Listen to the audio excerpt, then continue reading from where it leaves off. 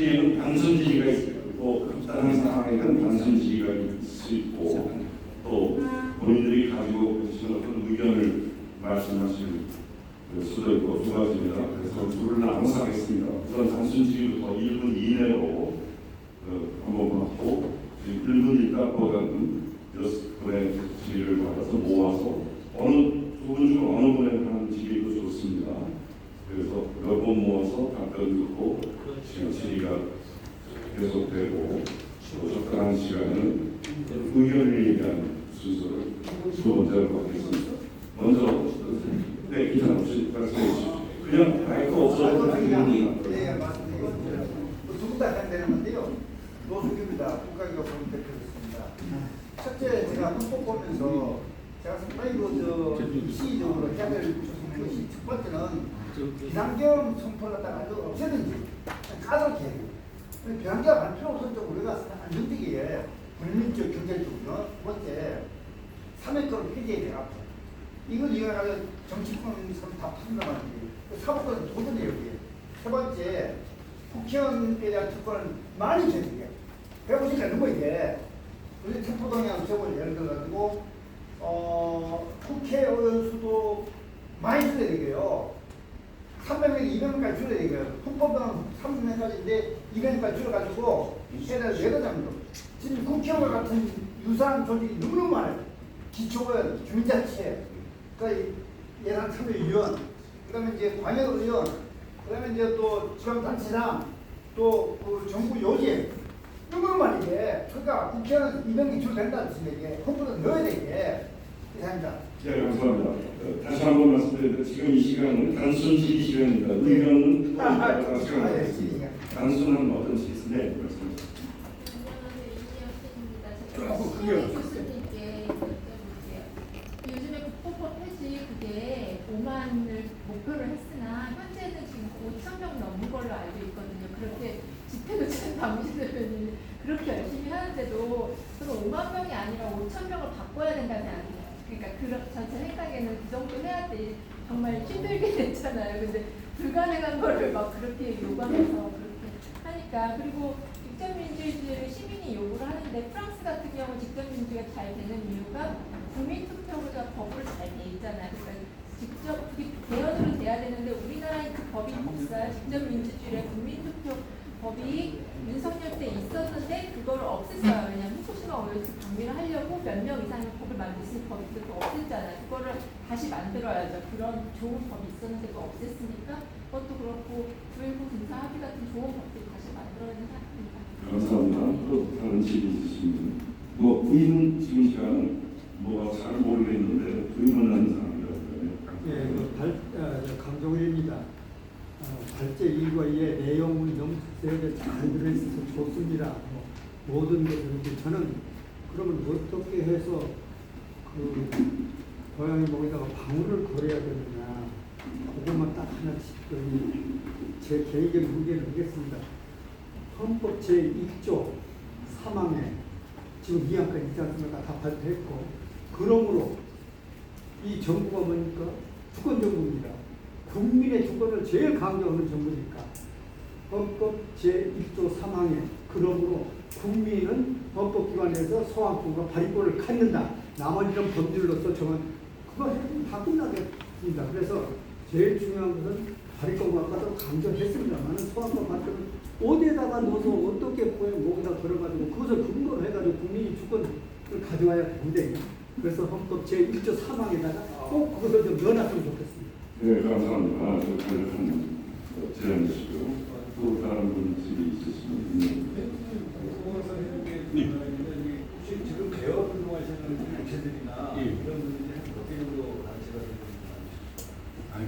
요거야말로 질문이고 나머지는 자기 주장이 있으면 저기 갈래. 또 다른 제안. 우선 단순 의견으로 제가 알고 싶은 거는 아까 말씀하신 대로 기본적으로 헌법에 조항을 넣어서 국민 발의권과 소환권을 그런 원포인트라는 필수적인 상황으로 일본이라고 생각하거든요. 근데 제가 원하고 하는 거는 뭐냐면 아까 손 대표님이 말씀하신 듯이 사법권이라든지 일정의 장이 되는 사람은 국민의 그런 민간 주도권에 의해서 투표라든지 이런 방식을 통해서 그거를 민간이 가질 수 있는 그런 거를 헌법에 우리가 채용할 수 있는 부분 이런 거를 좀 이야기를 확실하게 했으면 좋겠다. 네, 물어보는 겁니다. 네, 감사합니다. 여기서 잠깐 답변을 듣고 이어가겠습니다. 대개 두 가지인데요. 헌법의 기본적인 국민 권리 방법과 소원권이라는 그 마련해놓고 법률로서 정하면 된다 이런 제안을 하셨고요. 그다음에 구체적인 대통령의 권한, 국가의 권한, 국회의원의 권한에 대한 어떤 제안들, 특별한 법률을 국가법으로 폐지하자 이런 질문들이 있었는데 순서 없이 발제 순서대로 신교수님께서 먼저 그 중에 어떤 거라고 마이크 없이 할까요? 물립니다. 예, 처음에 그 비상계엄 선포 요건은 아마 어떤 식으로든 개헌이 되면은 완화가 될 겁니다. 예를 들면 더 강화가 되겠죠. 그래서 예를 들면 지금은 국회의 그 동의 절차를 거쳐야 되는 동의 절차를 이제 거쳐야 되는데 아예 비상계엄 그러니까 국회가 해제 결의를 하지 않는 한 그대로 유효하니까 만일 지난번에 그 해제 결의를 못하도록 제대로 통제했으면은 비상계엄이 지속되면서 우리나라가 끝장날 수 있었기 때문에 뭐 일정 시간 내에 국회가 결의가 없을 때는 6시간 내에 동의 결의가 없으면은 효력을 상실한다든지 뭐 이런 식으로 규정을 두고 또 어떤 절차들이 제대로 못 거쳤을 때는 효력이 없다라든지 이런 식으로 규정을 둬서 어떤 식으로든지 이 비상계엄 자체를 없애기 좀 어려울 거고 왜냐하면 전시사변 같은 상황이 벌어질 때 비상계엄이 필요하니까요. 그런 요건들을 강화할 거라고 보고 아마 사면권 폐지나 국회의원 특권 폐지 이런 부분들도 굉장히 논의될 거라고 봐요. 저는 그런 부분도 논의될 거라고 보고 좀 필요하다고 보고요. 다만 이제 국회의원 축소 부분은 늘려야 된다고 또 주장하시는 시민사회에서 너무 많은데 그 부분은 간단한 문제가 아니어서 충분한 공론화 과정이 필요하지 않을까 싶어요. 전시 때는 군인이 딱 장악해야지 그 그러니까 군인에 대한 그 국군 통수권을 대통령이 갖고 있기 때문에요. 전시 때는 비상계엄을 선포해서 국군을 통해서 확실하게 이 비상 사태를 극복해야 되니까 비상계엄 자체를 부정하기 좀 어렵지 않겠나. 그러나 요건을 훨씬 더 강화를 해서 이제 대통령이 남용을 못하도록 그렇게 가지 않을까 싶습니다. 오늘 그 주신 의견들 경청을 했고요. 다만 이제 저도 전적으로 찬성하고 또 이미 그런 개헌안도 발표한 적이 있어요. 그래서 헌법 1조에 3항, 4항을 신설하자고 이렇게 했는데 그 어떤 거는 좀 이렇게 반대로 명확히 예를 들어서 국회의원 수를 줄이자 저는 늘려야 된다고 생각하거든요. 그럼 이런 것을 우리가 지금 한꺼번에 모든 헌법을 처음부터 끝까지 다 뜯어고치자는 게 아니라 제일 중요한 게 뭐냐 그것부터 해야 될 거 아니에요. 그 중에 우리가 생각하는 건 제가 생각하는 거는 국민 다락구를 확보하는 거다. 그 다음에 국민들이 모여서 토론도 하고 과연 국회의원 수를 줄여야 될지 늘려야 될지 국가보안법을 폐지해야 될지 이래서 국가보안법은 영토 조항하고 관련이 깊어요. 예를 들어서 왜냐하면 대한민국 땅굴은 다 한반도 전체니까 휴전선 이북에 있는 거는 헌법상 반국가 단체가 될 수밖에 없거든요. 그럼 국가보안법을 만들든 뭐를 만들 수밖에 없고 하여튼 이렇게 복잡하고 하다못해 또 평화통일 뭐 이렇게 들어가 있는데 통일도 사실 어떻게 보면 흡수통일하도 어쨌든 상대방의 존재 가치를 부정하는 거거든요. 중장기적인 과제를 하자든가 우선 당장 우리한테 급한 거는 평화적인 거 아니에요? 평화 공존이고 하여튼 이런 거는 시간을 두고 하자는 거예요. 그래서 제가 갖고 있는 입장은 원 포인트 플러스 알파 또는 원 보너스 알파 쉽게 얘기하면 하나의 조항만 고치자는 거 하나의 중요한 점이 뭐냐 국민 반환뿐만 아니라 여러 가지 관련된 조항이 있어요. 거기에 관련된 걸 하고 야 이거 하는 김에 이것도 뭐 큰 국민이 이견이 없어요. 예를 들어서 5.18 항쟁정신을 전문에 넣자 이거 거의 대부분이 찬성하잖아요. 물론 일부에서는 이왕 넣는 김에 부마항쟁 정신도 넣자 그래요. 이런 것들을 이렇게 포함해서 국민이 합의할 수 있게 하는 것이 좋겠다. 그런 의미에서 원 포인트 플러스 알파 또는 원 보너스를 더 준다 이거 한번 하면서 원 포인트 플러스 알파 계를 하자는 거고 이렇게 쟁점 있는 거는 좀 시간을 두고 충분히 논의해서 하자 이런 입장입니다. 그 다음에 개헌단체는 아마 그 개헌을 하겠다 그러면 아마 40개도 더 생길 수 있어요. 왜? 국가에서 한다니까 나도 줄 수도 뭔가 또 다른 주장을 하고 싶어도 얼마나 많겠어. 다만 지난번 우리는 개헌을 원래 2017년에 주장하다가 좀 중단을 사실 했어요. 그 다음에 작년에 윤석열이가 146만 이렇게 해서 탄핵까지 얘기 나왔잖아요. 7월 16일 날 우리가 개헌 개혁행동마당을 만들자고 공개 제안을 했어요. 왜? 윤석열만 몰아낸다고 대한민국 행복해지는 게 아니잖아요. 그럼 반드시 윤석열을 파면시키고 우리가 어떤 나라를 만들 것인지 그런 개혁을 논의해야 되고 또 작년 12월 24일에 두 번째로 깃발을 든 데는 이상수 장관이 주도하는 헌법개정 국민회의가 있습니다.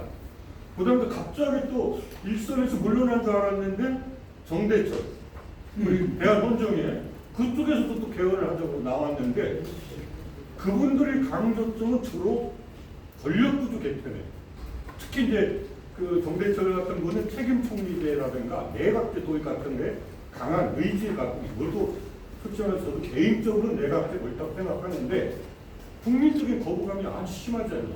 그래서 그런 거를 지금 처음부터 하자고 주장을 하지 않을 거예요. 또 한쪽에서는 양문제를 또 도입하자고 저는 거기에 대해서 상당히 반감이 많아요. 개인적으로.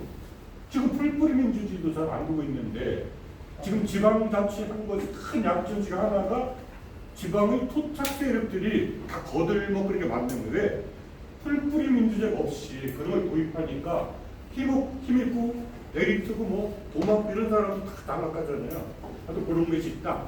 그래서 지금 한 10개는 되지만 큰 의미가 없어요. 아마 지금 국정기획원에 가장 많은 간담회를 한 단체가 어디냐면은 시민사회 연대예요. 지금 참여연대, 민변, 경실련, 오마이 찬스 이렇게 해가지고 정부에서 니들 기특하다고 항상 하니까 제가 알기로 벌써 3회 이상의 간담회를 했어요. 우리는 비공식 연락을 받았는데 그것도 용산에서 여기는 안 된다고 그래. 무슨 첫째, 니들을 우리 이재명 정부로 해서 뭐 충성을 바친 게 있느냐? 공을 세운 게 있어야 되는데 공을 세운 게 없지 않느냐? 두 번째, 너희들 주장은 너무 좀 과격한 것 같다. 뭔가 우리 가는 데로 좀 따라주고 좀 뭔가 필요하면 좀 블러리도 써주고 해야 되는데 그래야지 만나주지. 그렇기 때문에 그 큰 의미가 없다. 하여튼 파면 때부터 그 윤석열의 후퇴가 시작했을 때부터 대선 때까지를 중심으로 보면 한 10개지만 그걸 큰 의미가 없어. 이게 우리가 먼저 시작했으니까 우리가 주도하겠다. 절대로 통하지 않습니다. 네. 그거를 제가 2017년에 뼈저리게 경험했어. 저희들이 각 후보들한테 서명까지 받고 다 했는데 막상 정권이 바뀌니까 참여했는데 대도 끝내 거부를 해서 참여를 안 하고 왜냐면 국민 소환제 자기는 끝까지 반대하는데 또 문재인도 끝까지 그걸 반대했어요. 문재인의 개헌안을 보면은 다른 거 다 들어가 있는데 국민 소환 파면권 없어요. 근데 그쪽이 다 주도하더라니까 시민사연대회가. 그건 큰 의미가 없다. 그래서 또 최근에 비상시국 정국회하고 또 전에는 주권자 정국회 이쪽도 내부 회의를 통해서 우리가 개헌특위를 만들어서 적극 참여하게 결의를 했어요. 그러면 아마 진보연대 조만간 결의를 하리라고 봐요. 우리도 개헌에 뛰어들겠다. 그러면 우리 같은 조그만 단체들은 아주 우습게 할 거라고. 야, 비상시국회에는 이구영 선배, 함세웅 목사님이 훌륭하신 분들이 있으니까 그쪽에서 무시를 못해. 그렇죠? 또 진보연대는 어쨌든 제야운동을 끊임없이 지켜왔어. 그런 정통성을 갖고 있어. 그런데 예를 들어서 갑자기 듣보잡이지 그쪽에서 볼 때는 갑자기 올해 출범한 단체도 많고 보니까 영향력도 안 만나지도 않고 들러리는 세워주겠지. 하여튼 이건 극단적인 얘기지만 요 정도 하면 충분하겠죠. 네. 네, 감사합니다. 그러면 시간 공유상 잠깐. 네, 말씀하시죠. 저 내용은 아직하지 않은데 목소리가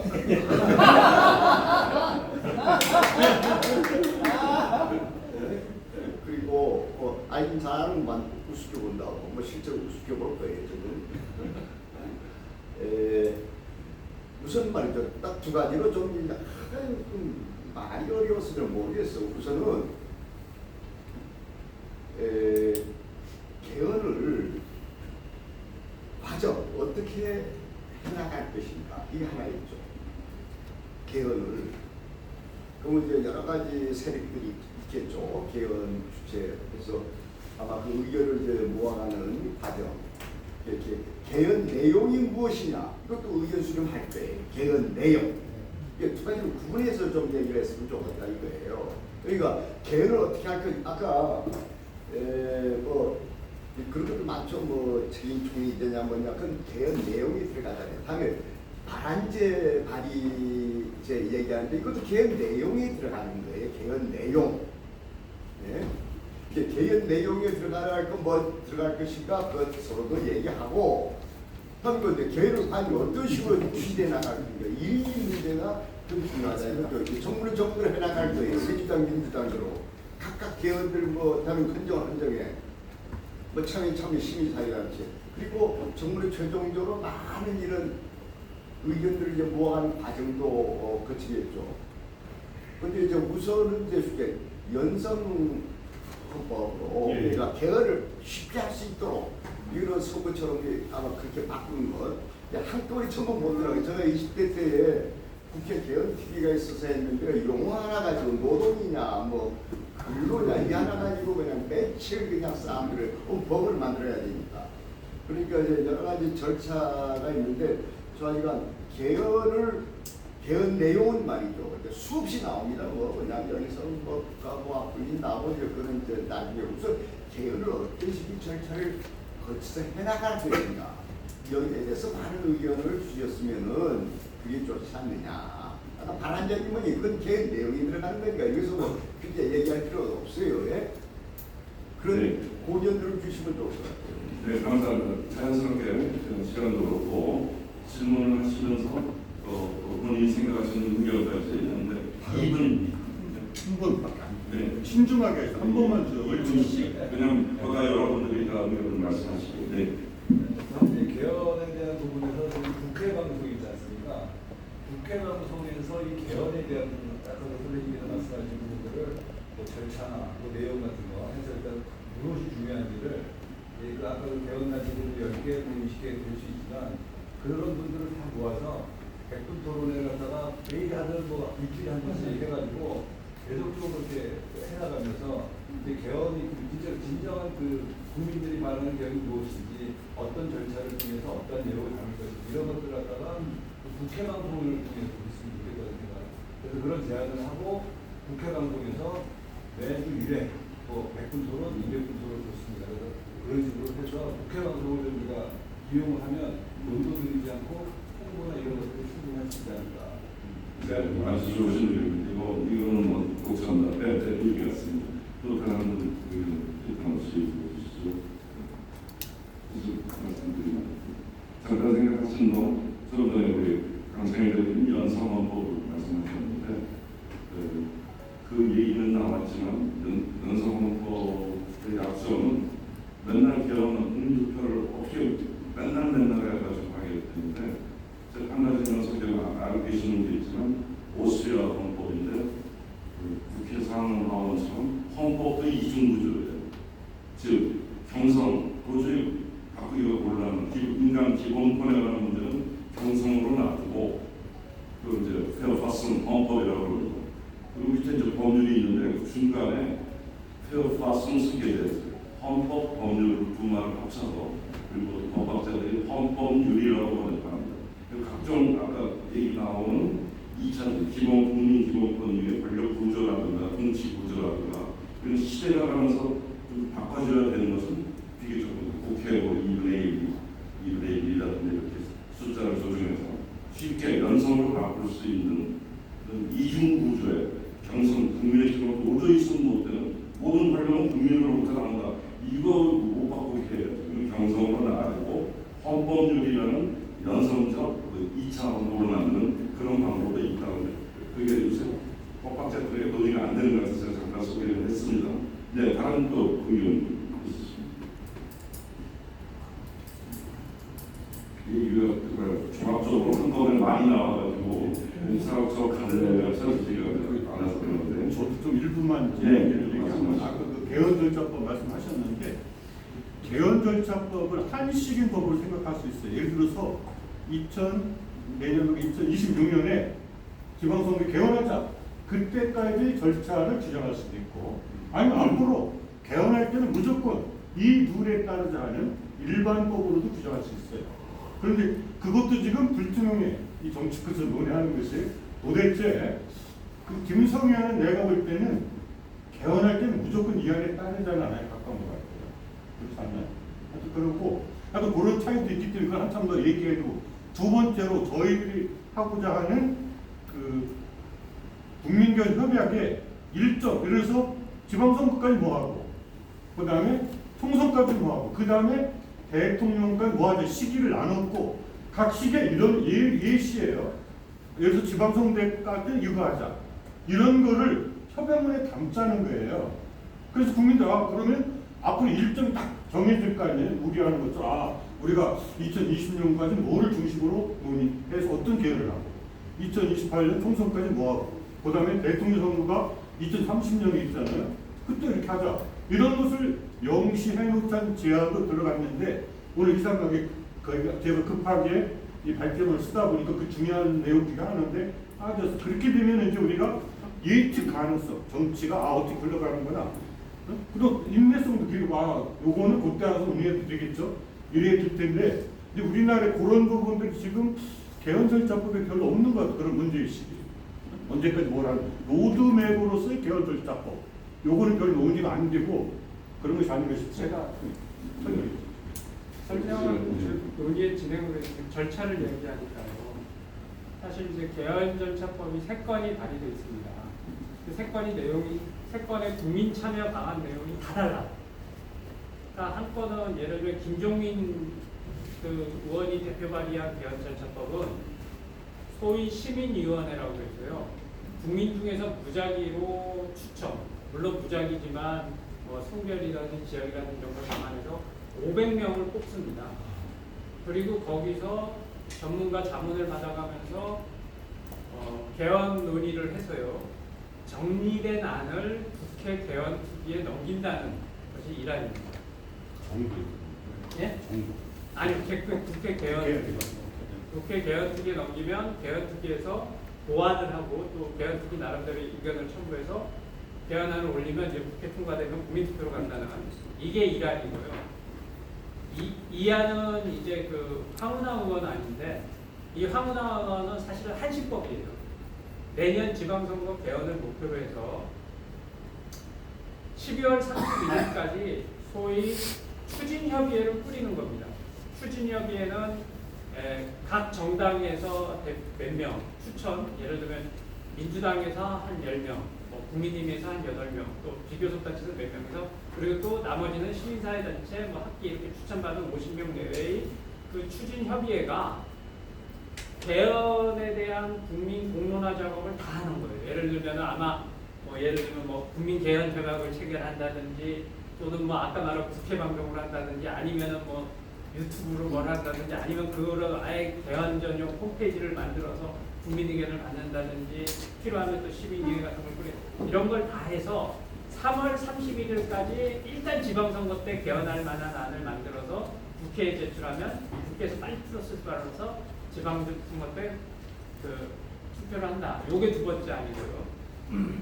그 세 번째 안은 어떤 안이냐면, 제가 잠시 설명했지만 국민들한테 50만 명 청원을 받는 거예요.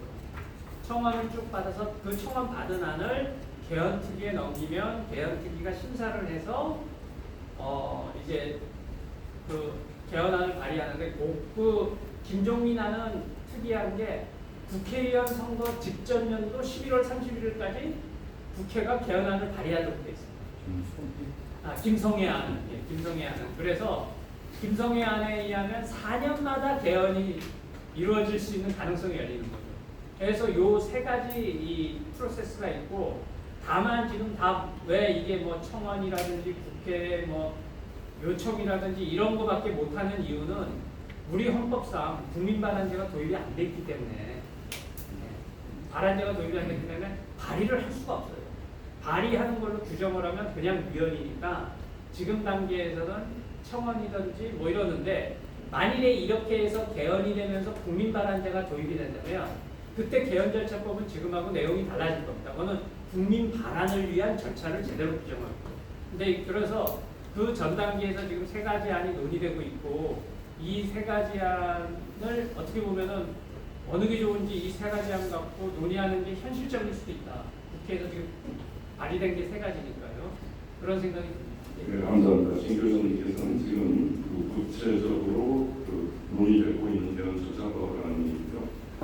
송 대표님께서는 그 제가 이해하기로는 자꾸 원샷에 개헌을 다 끝내는 하지 말고 절차부터 먼저 원포인트 하고 그러면 지방선거 있고 국회의원 선거 있고 신정 대선도 있으니까 그 단계로 나누어서 하자. 근데 문제는 뭐냐 아까 강 대표님 얘기하시는 것처럼 이렇게 백가가쟁명인데 어떻게 모아가는 그리고 현행 헌법상 마지막 권위는 개헌안을 내놓는 권위는 현행 헌법상 국회에 있습니다.